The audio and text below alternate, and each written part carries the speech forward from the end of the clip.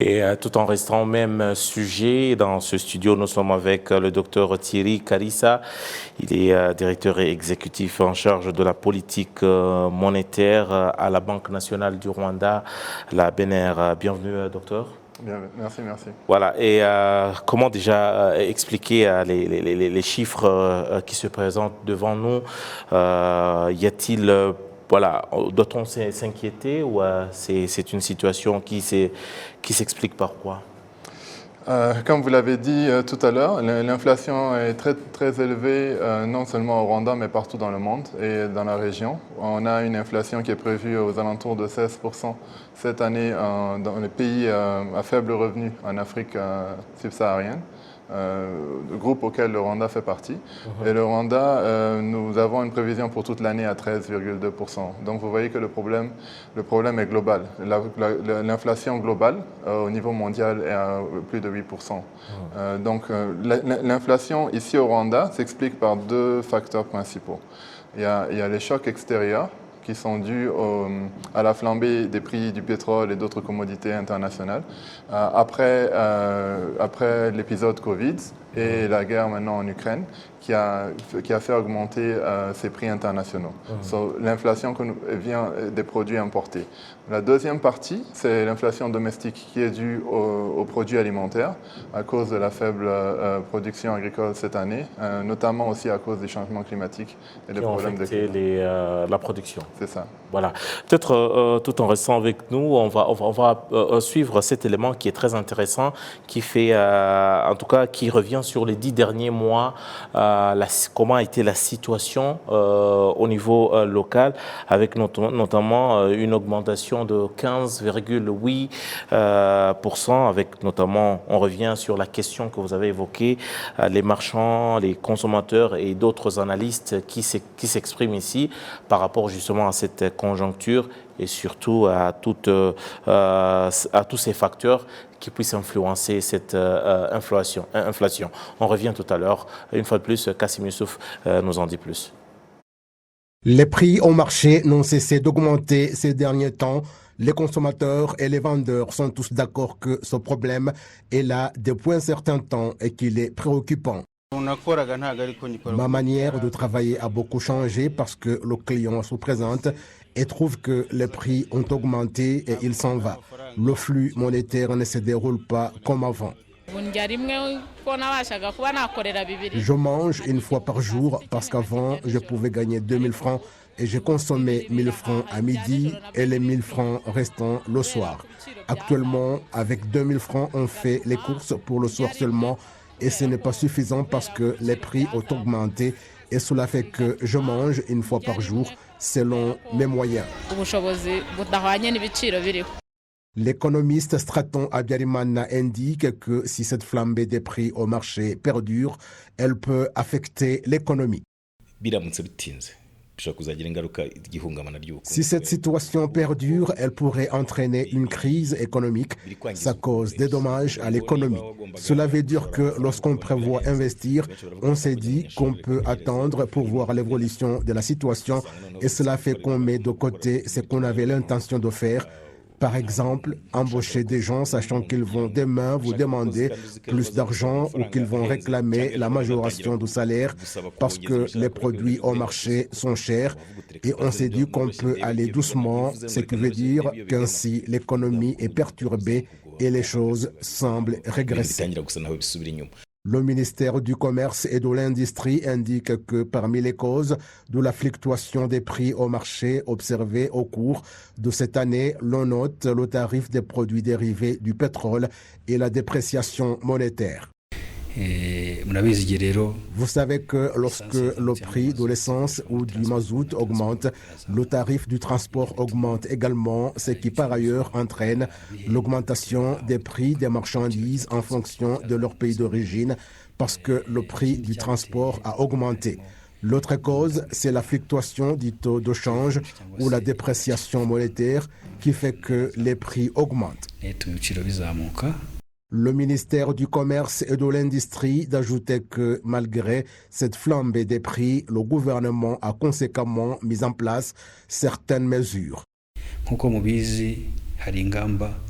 leta yafashe itanga nkunganire ahantu hatandukanye. Comme vous le savez, il y a des mesures que le gouvernement a mises en place en accordant des subsides dans différents domaines, notamment les intrants agricoles qui viennent de ces pays qui sont en guerre. Vous savez que le gouvernement a accordé des subsides considérables et cela promet que la prochaine production ne sera pas très chère.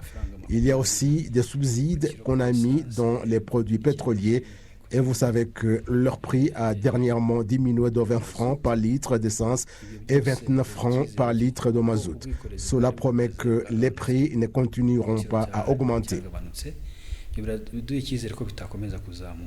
Selon les statistiques de l'Institut national des statistiques, au mois de janvier cette année, les prix en milieu urbain ont augmenté de 4,3% et de 0,8% en milieu rural. Début mai, le taux d'inflation a été de 12,6% et de 15,9% au mois d'août. En octobre, les prix au marché ont augmenté de 20,1%, ce qui signifie qu'au cours des 10 mois seulement, les prix ont augmenté de 15,8%. Docteur Thierry, au cours de 10 mois passés, donc, les prix ont augmenté de 15,8%. Tout de même, il y a des efforts qui sont fournis, c'est vrai, mais est-ce que déjà le panier de la ménagère, les choses, comme on l'a vu dans cet élément, y a-t-il espoir que les choses puissent se redresser dans un futur proche? Merci beaucoup pour la question. La situation actuelle est au-delà de notre benchmark. Parce que la Banque centrale, nous voulons un taux d'inflation qui est entre 2 et 8%. À plus de 15%, vous voyez que la situation... Nous sommes dans le rouge. Nous sommes au-delà du benchmark que nous souhaitons. C'est pour ça qu'aujourd'hui, et pas seulement aujourd'hui, dans les précédentes réunions de politique monétaire, la Banque centrale a décidé de rehausser ses taux. J'ajoute à ce qui était expliqué dans votre reportage, le ministère du Commerce, etc. Et de l'industrie. Et de l'industrie et les autres institutions gouvernementales ont mis en place des mesures. Maintenant, la Banque centrale, pour nous, la mesure qu'on met en place, c'est la politique monétaire et une politique monétaire un peu plus restrictive en augmentant les taux. L'idée ici, c'est que pendant qu'on essaie d'un côté d'atténuer les effets de cette inflation qui est importée, de l'autre côté, on essaye d'augmenter la production et la production agricole. Ça, c'est les institutions en charge, ministère de l'Agriculture, etc. Nous, on essaye d'affecter la demande agrégée. Donc, à ce niveau-là, nous espérons que les prix maintenant commenceront à baisser, ou l'inflation commencera à baisser et reviendra sous les 8% que nous voulons au bout d'un an. D'ici à la fin de l'année 2023, nos prévisions sont que grâce à ces efforts qui sont mis en place de la politique monétaire et des autres institutions étatiques, nous arriverons à redresser cette inflation en dessous de 8% à la fin de l'année prochaine. Mais tout de même, ici, par exemple, pour le ministère du Commerce et de l'Industrie qui parle des voies et moyens pour sortir de cette situation, notamment pour ce qui est du panier de la ménagère, mais c'est vrai, on parle des intrants agricoles qui viennent de l'extérieur du Rwanda. Tout de même, docteur Thierry, on doit être réaliste. Nous dépendons beaucoup de l'importation. N'est-ce pas aussi une question qui ne peut pas se résoudre dans les 10 ou 15 prochains mois? Non, il y a plusieurs questions dans ce que vous soulevez. Il y a la situation actuelle, qui est héritée d'une situation globale. Et il y a une situation, disons, structurelle, qui prendra du temps, mais au bout d'un moment, qu'on arrivera à surpasser. Par exemple, cette question des fertilisants. Si on importe des fertilisants aujourd'hui, vous avez vu qu'il y a un plan pour commencer à produire localement des fertilisants. Ça, c'est la situation à long terme. C'est une des réponses qu'on apporte, l'une des solutions à long terme. Bon, voilà, il y a les fertilisants, mais il y a aussi la question du blé, par exemple. La question du blé. Il y a aussi, par exemple, la question des hydrocarbures aussi. Nous dépendons forcément de la situation sur le plan international et la situation est vraiment loin d'être décantée à la lecture des choses, à la lecture de la situation. Nous, à la Banque centrale, nous suivons l'évolution de ces prix presque de manière très régulière. Et c'est pour ça que nous avons une réunion du comité de politique monétaire chaque trimestre. C'est pour évaluer si les décisions passées sont suffisantes ou s'il faudrait prendre d'autres décisions, quelles sont les nouvelles projections d'inflation et quelles sont les nouvelles projections et quels sont les nouveaux développements économiques au niveau international. Les prix du pétrole ont augmenté fortement cette année. Mais aujourd'hui, au moment où nous parlons, on voit une stabilité du prix du baril internationalement pour des différentes raisons. La projection, c'est que ces prix ne vont pas continuer d'augmenter de la manière dont ils ont augmenté les 6 premiers mois de cette année. Donc, nous nous basons aussi là-dessus pour dire que l'effet que ça aura sur l'économie domestique, l'année prochaine aussi verra une baisse de cette hausse d'inflation qui était très très élevée au début de l'année. Donc il y a des mesures en place maintenant au niveau global, il y a des négociations. Vous parlez du blé, il y a un grain deal qui est actuellement en cours, où la Russie a même participé, pour permettre d'exporter... Pour créer un corridor, pour exporter pour certains pays, voilà, notamment des pays africains. Peut-être pour terminer, Dr Thierry, c'est vrai que ce n'est pas... c'est un des projets de la région avec la mise en place d'une monnaie commune au niveau de l'East African Community. Est-ce qu'au regard de la situation qu'on traverse, est-ce que les pays membres, les économies des pays membres sont-elles prêtes à embrasser, à adopter une monnaie commune face justement à la conjoncture actuelle que traverse le monde ou la région en particulier? Au niveau régional, il y a cet objectif-là de tendre vers une monnaie commune. Mais pour le moment, il y a des discussions en cours quant à savoir quand est-ce que ce projet est réalisable. Même cette année, il y a eu plusieurs discussions au niveau technique et je pense que d'ici quelques mois, on en saura un peu plus sur la feuille de route et savoir exactement quand ce projet sera réalisable. Entre autres, des choses qui ont fait une des choses qui a retardé l'exécution de ça, c'est la mise en place des institutions en charge. Par exemple, on a ce qu'on appelle East African Monetary Institute, qui devait être en place depuis quelques années et ça a un peu tardé.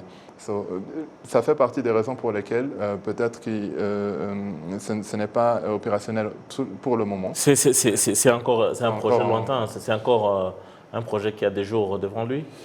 C'est encore en discussion, mais je pense qu'on en saura plus bientôt sur une véritable feuille de route quant à l'exécution de ce projet. Mais c'est toujours un projet au niveau régional et c'est un commitment au niveau régional de tendre vers une monnaie unique dans le futur. Avec une telle monnaie, est-ce qu'on peut être mieux armé peut-être à faire face à ces péripéties économiques au niveau international? L'idée d'une politique monétaire commune, enfin d'une monnaie unie pour tous les pays qui le souhaitent, c'est de mettre en commun leurs forces. Parce qu'aujourd'hui, le monde est en bloc. Vous avez la Chine, les États-Unis et l'Europe. Donc, en tant que pays individuel en Afrique, c'est difficile de faire le poids. C'est pour ça qu'on tend vers une régionalisation des économies. Et dans le futur, sûrement que ça aidera les pays en question. Docteur Thierry Karissa, je rappelle que vous êtes en charge, donc vous êtes l'économiste en chef et surtout vous êtes en charge de la politique monétaire au niveau de la Banque nationale du Rwanda. Merci beaucoup pour l'éclairage que vous avez apporté à nos différents reportages. Merci beaucoup d'être passé. Merci de votre invitation. Voilà.